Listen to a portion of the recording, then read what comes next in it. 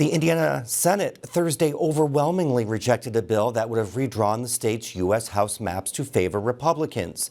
As Pat Bean reports, Indiana became the first Republican-led state to rebuff President Trump's call to redistrict. More than half of the state's Republican senators joined all 10 Democrats to vote down the redistricting bill Thursday afternoon, 31-19. The bill, which breezed through the House last week, was meant to give Republicans all 9 of the state's seats in the U.S. House of Representatives.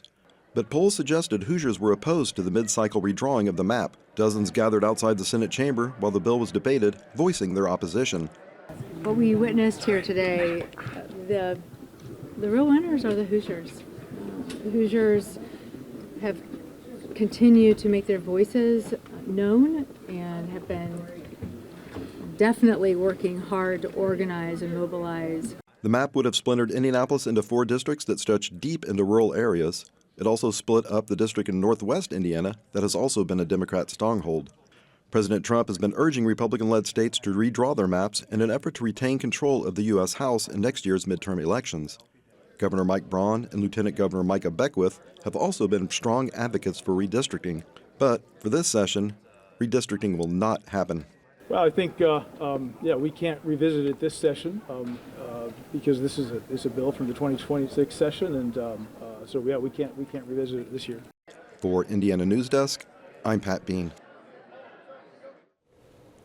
We're joined now by Indiana Capitol Chronicle reporter Tom Davies, who's been covering the redistricting saga. Welcome to the show. Again, thanks so much for being here. So Rod Bray said all along the Senate didn't have the votes, but were you surprised about the margin being so wide against? Well,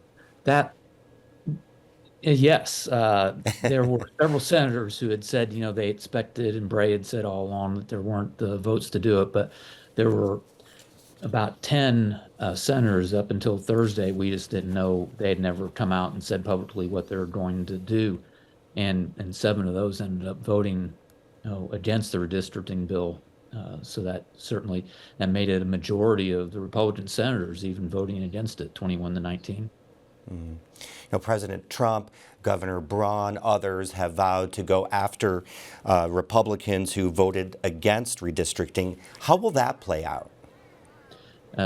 That'll be one of the big political questions coming in next May's primary, and we'll know in January pretty much what that picture will be, because that's the filing period until the first week of February for any challengers to file. And whether this remains an issue, it's hard to tell.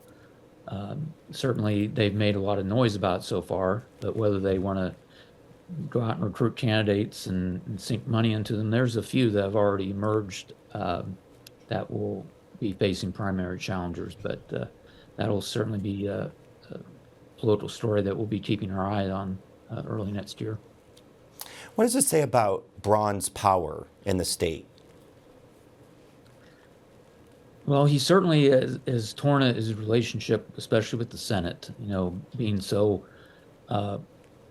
directly attacking Senator Bray, the leader of the Senate, and a majority of the Republican caucus. Several of them said that, one senator told me that she thinks the governor needs to apologize to Senator Bray for things he said. So there's definitely some torn relationships there, and that'll be another thing to see how well they're able to cooperate after they're back in session in January.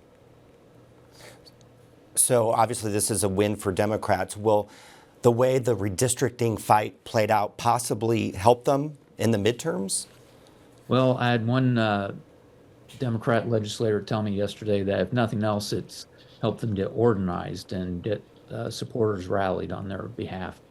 It won't be as hot an issue for them since the congressional districts will remain the same.